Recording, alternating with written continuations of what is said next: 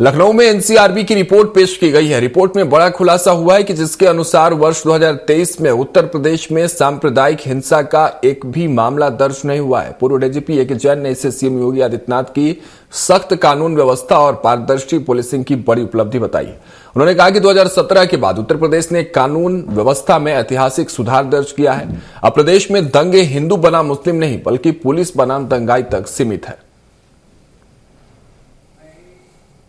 तो मैं बहुत बड़ी उपलब्धि मानता हूँ प्रदेश सरकार की भी, उत्तर प्रदेश पुलिस की भी। सख्त कार्रवाइयाँ उत्तर प्रदेश पुलिस ने की हैं। इसमें योगदान इसका भी है कि जो 2 लाख से ऊपर भर्तियाँ हुई हैं, जो रिक्तियों की पूर्ति हुई है, फोर्स की विजिबिलिटी, फोर्स सड़कों पर दिख रही है। बड़ी संख्या में इस समय ट्रेनिंग कर रहे हैं जवान। जब वो मिलेंगे और व्यवस्था, पुलिस व्यवस्था, कानून व्यवस्था और चुस्त दुरुस्त होगी। ये एक बहुत बड़ी उपलब्धि है उस प्रदेश के लिए जो कि दंगों के लिए पहले जाना जाता था। तो देखिए, एनसीआरबी की रिपोर्ट पेश की गई है और सबसे बड़ी बात जो पॉजिटिव चीज इस रिपोर्ट में नजर आई है कि उत्तर प्रदेश में एक भी सांप्रदायिक दंगे की कोई तस्वीर इस रिपोर्ट में सामने नहीं आ रही। और अधिक जानकारी के साथ आखिर ये रिपोर्ट क्या कुछ कह रही है, हमारे सहयोगी घनश्याम निशांत चौरसिया लखनऊ से सीधे जुड़ रहे हैं।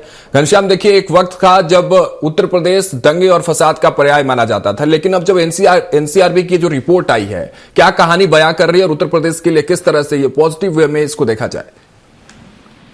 बिल्कुल निश्चित तौर पर जो ये रिपोर्ट आई है वो रिपोर्ट पिछले कई सालों के लिए एक बड़ा अवसर पैदा की है सरकार के लिए। वो ये बात इसलिए क्योंकि सरकार लगातार कानून व्यवस्था को लेकर के लोगों के बीच में जाती है। नाम ही पड़ गया है बुलडोजर बाबा, दंगाइयों के खिलाफ जीरो टॉलरेंस। इस तरीके से जो नाम उत्तर प्रदेश के मुख्यमंत्री योगी आदित्यनाथ के लिए पड़ा है, उसका जो परिणाम है वो धरातल पर दिख रहा है। एनसीआरबी की जो रिपोर्ट आई है 2023 में एक भी सांप्रदायिक दंगे नहीं हुए हैं। यूं कहें कि जिस तरीके से सरकार कहती है राघवेंद्र कि 2017 के बाद और अब तक कोई बड़ा सांप्रदायिक दंगा अभी तक नहीं हुआ।